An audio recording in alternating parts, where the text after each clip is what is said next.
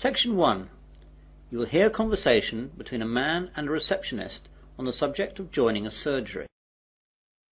First, you have some time to look at questions 1 to 5.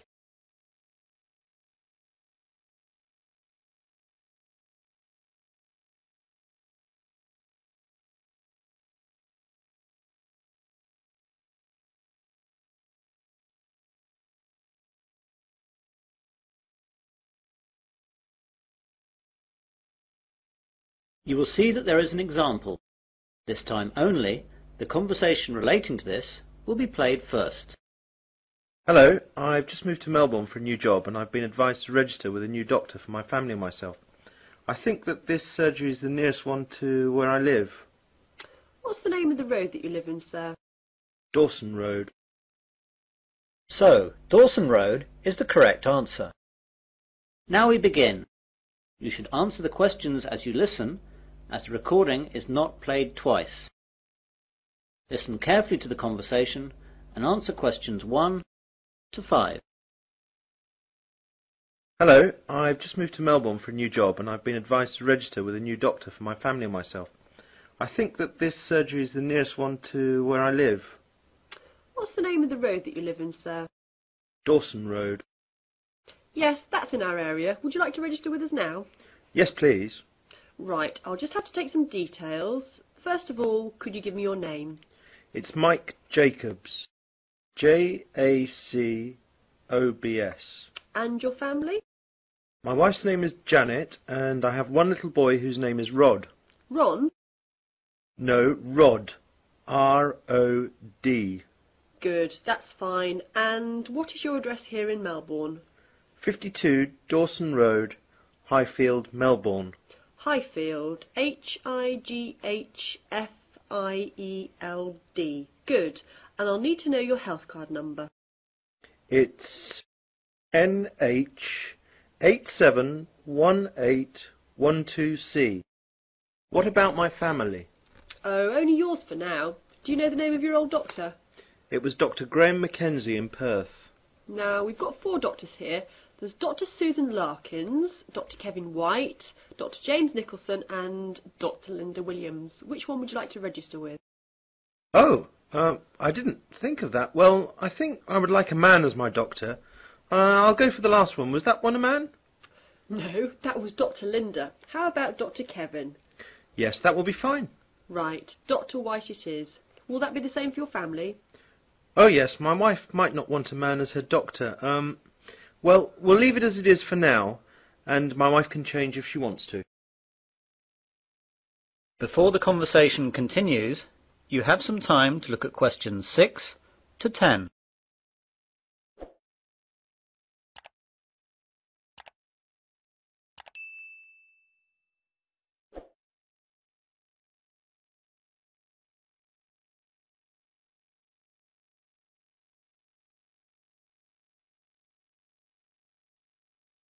Now listen carefully and answer questions 6 to 10. I'd like to make an appointment now for my wife. She wants to come in at the end of the week. How about this Friday morning? That's Friday the 21st. I don't think she can make the morning. Any openings in the afternoon? There are appointments available at 2, 2:30 and 3:30. We'll take the first one, please. OK, that's done. Oh, and what shall my wife do if she wants to switch doctor?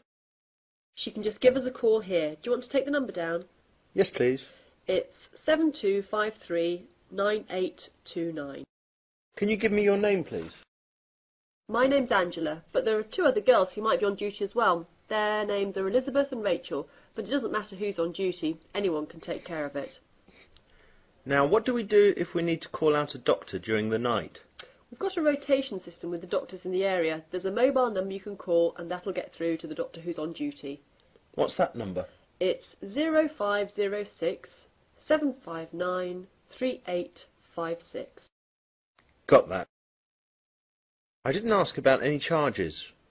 Like all Australia, prescriptions have to be paid for at the chemist at the prevailing rate. Some things like vaccinations for travel and insurance report we make a standard charge for, and I can give you a price list for those. Consultations, though, are under the National Health Service, so they'll be free. Great. Well, that's all. Thanks and goodbye. Goodbye. That is the end of section 1. You will now have half a minute to check your answers.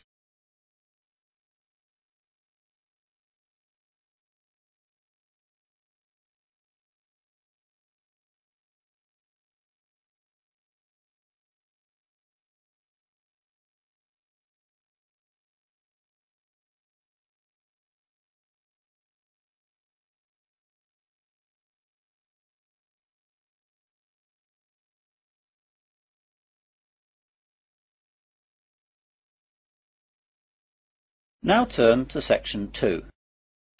Section 2. You will hear a man giving a guide talk to new students at a university library.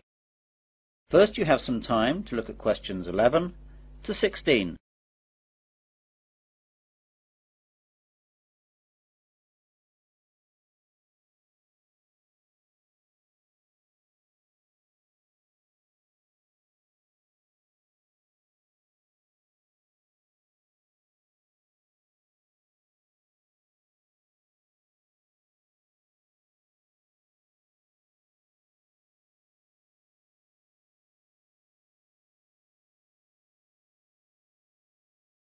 Now listen carefully to the guide talk and answer questions 11 to 16. Good morning, everyone. I'd like to welcome you all to Wesley University Library. This is a 20-minute tour around the library to show you all the facilities and all you'll need to know to start off your life here as a student at the university. What I'll start by doing is telling you about what you need to do to join the library. Then I'll briefly tell you about our facilities, and then I'll guide you quickly round and show you everything. So, to join the library, you need to go to the reception between the hours of 9 AM and 5 PM. After that, the reception closes, though all the other facilities will stay open until 10 PM. At the reception, they'll give you an application form. After you fill that in, you'll have to give us the fee of £5, which you have to give us every year that you're a member of the library. We will also need to see your university card to confirm that you're a student of the university.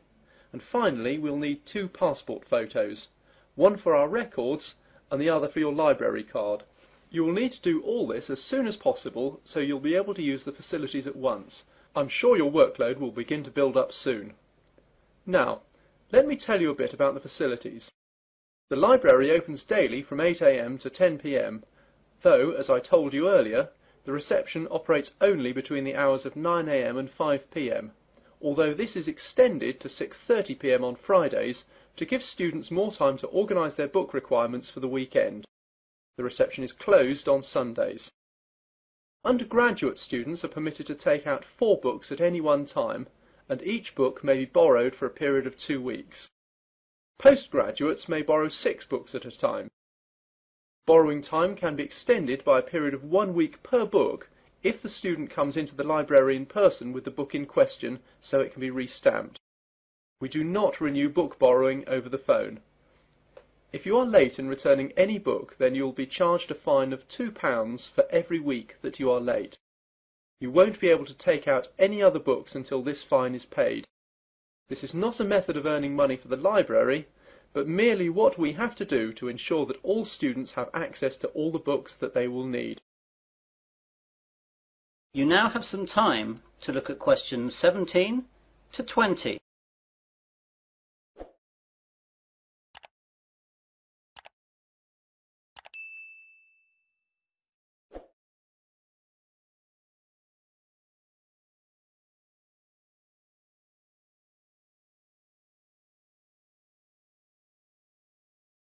Now listen to the rest of the guide talk and answer questions 17 to 20. OK then, on to the layout of the library. We're on the ground floor of the library at the moment. Here we have the reception, the computers, which you can use to search for books and their location, and the bathrooms, which are behind the reception. The rest of the ground floor is taken up by the non-lending section of the library. Here we keep all the books which are either too valuable or are used too much to lend out. You can reserve time with these books at reception and use them during any time that the library is open, but, of course, you may not remove them from the library. On the first floor above us we have the arts section, which includes books that students will need for subjects such as languages, literature, art and history. On the second floor is the science section. We'll see these in a minute. Of course, individual departments will usually have their specialist libraries in their buildings, though the computer catalogues here will list them so you know where to find everything, whether it's here or in the specialist libraries. Finally, in the basement we have the stack system, which contains the university collection of magazines and journals that we have collected and to which we subscribe. If there's anything that we do not have or that you can't find, please go to reception and let them know the details. The university operates a swap system with other universities, and we can arrange for volumes that we do not possess to be sent here on a limited loan. Well, those are the basic details about the university library. That is the end of section 2. You'll now have half a minute to check your answers.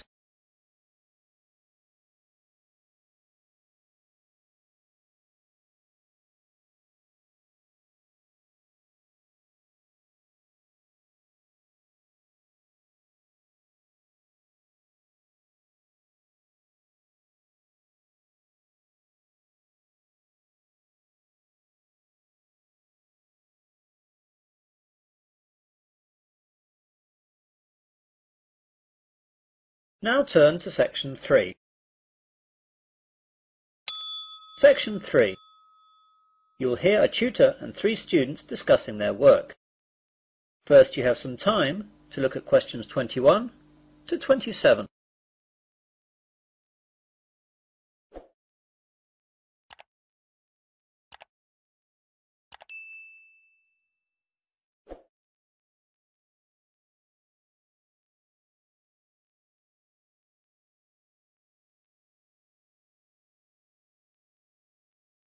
Now listen carefully and answer questions 21 to 27.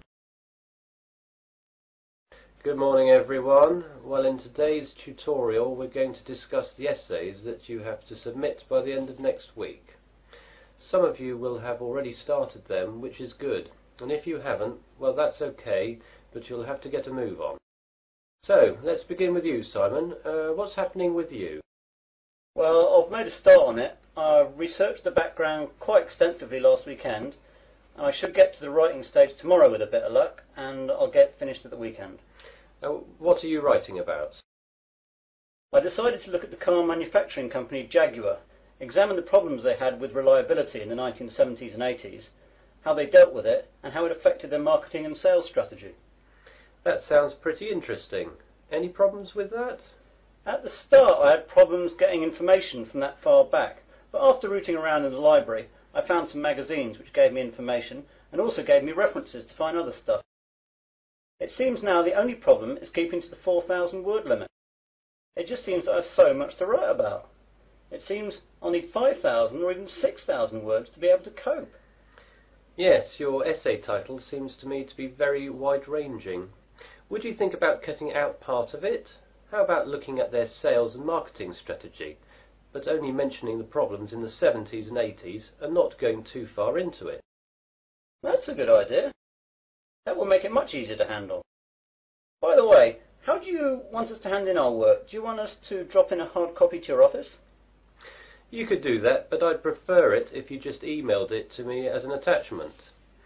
You've all got my address. If not, give it to the secretary, clearly marked that it's for me. Right, Jennifer, how about you? I've not really got going on it yet, but I have decided on a subject. I'll try and do some research during the rest of this week, and I should get writing this weekend. Okay, what are you writing about then? I want to look into how supermarkets use market surveys to develop their products. Will you have enough time to find out what sort of things that the supermarkets do? You won't have much time for that. It should be okay. I've had a look in the stack system in the library, and I found a magazine that surveyed all the UK major supermarkets and a trade publication that analysed the same things in Canadian supermarkets. Be careful about using their conclusions too much. The university takes a tough stance on plagiarism. Make sure you properly list where you get your information from in a bibliography and try and do your own analysis. Get going too, as that analysis will take a bit of time. OK, thanks. You now have some time to look at questions 28 to 30.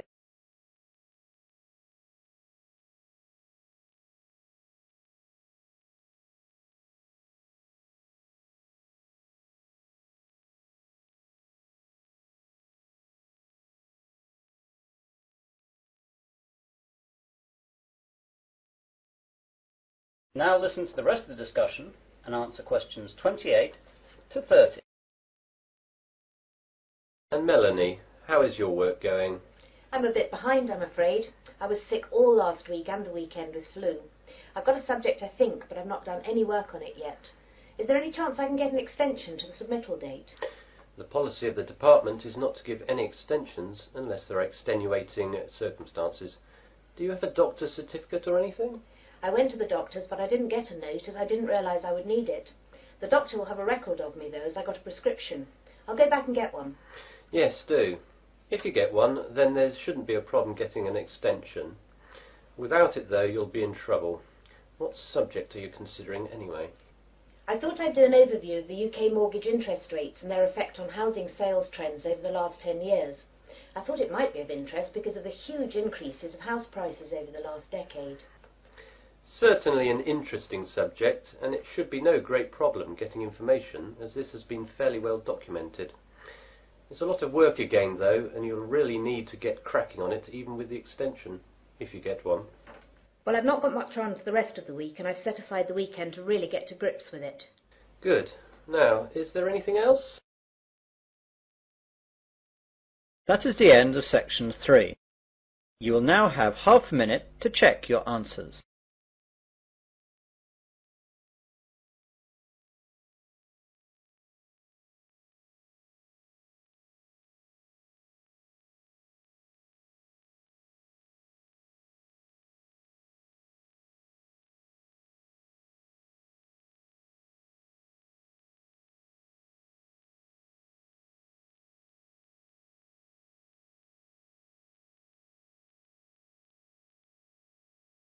Now turn to section 4. Section 4. You will hear part of an Earth Sciences lecture. First you have some time to look at questions 31 to 40.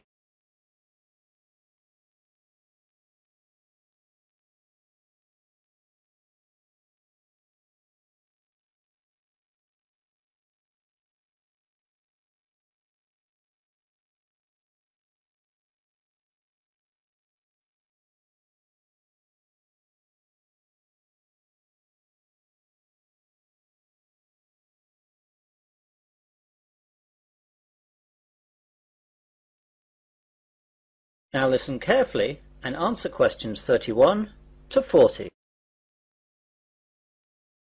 Good afternoon and welcome to this Earth Sciences lecture. Today we're going to look at tidal waves, or more correctly, tsunami. Deep below the ocean's surface, tectonic plates collide, and every once in a while these forces produce an earthquake.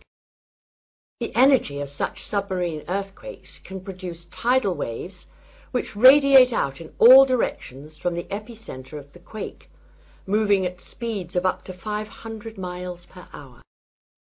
When these waves reach shore, they can cause enormous destruction and loss of life. Tidal waves are actually misnamed. They are not caused by tides. A more accurate word for them is the Japanese name tsunami, which means harbour wave.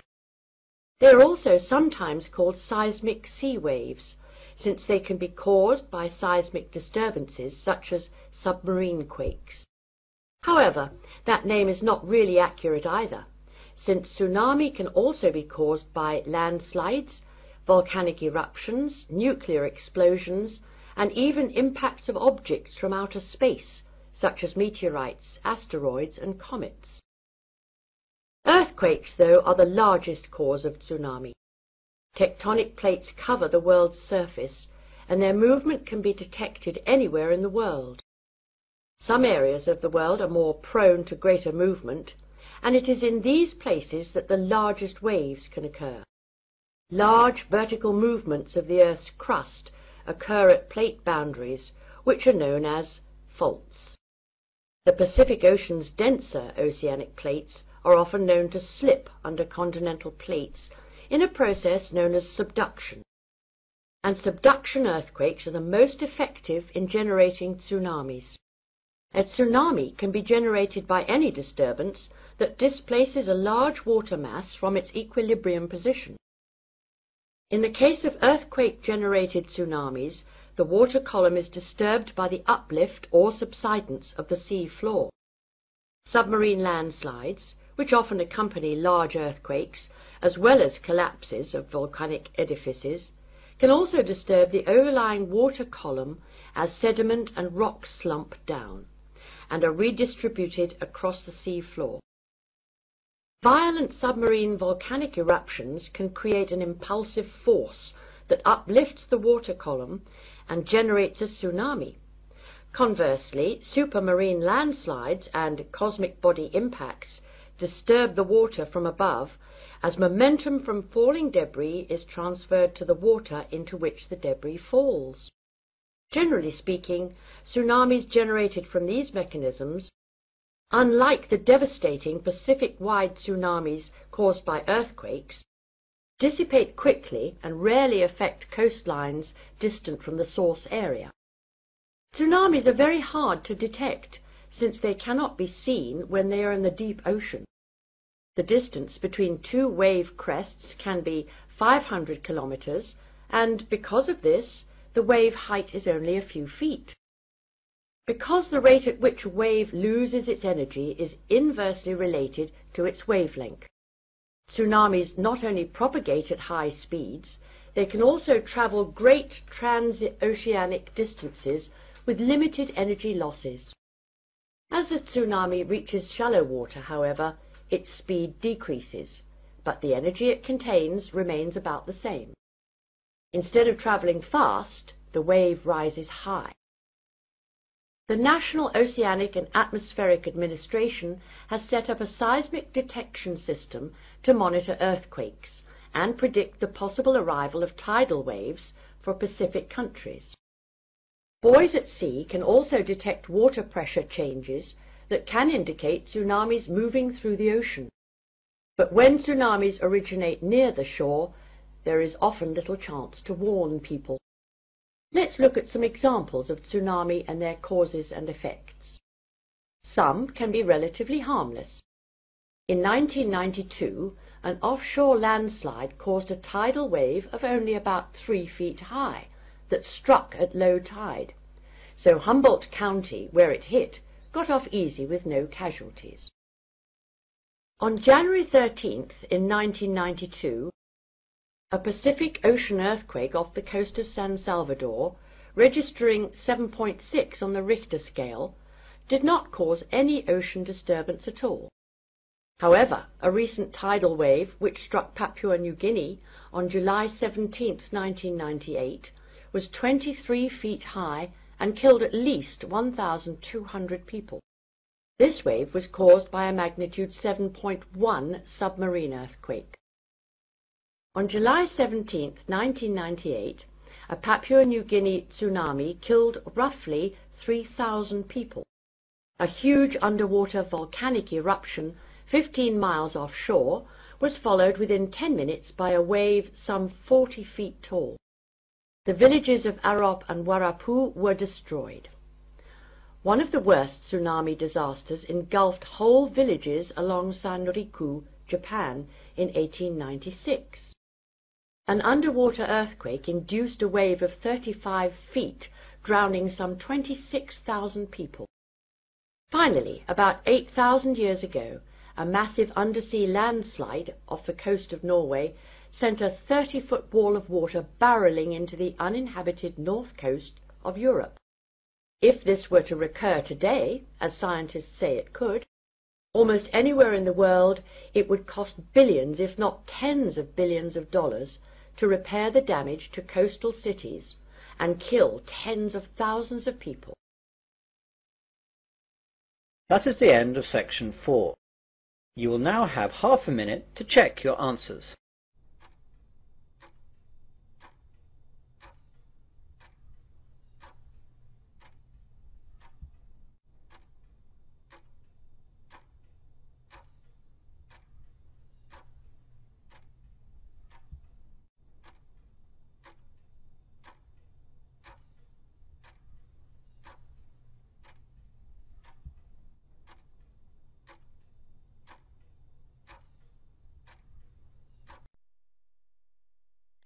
That is the end of the listening test. You now have 10 minutes to transfer your answers to the answer sheet.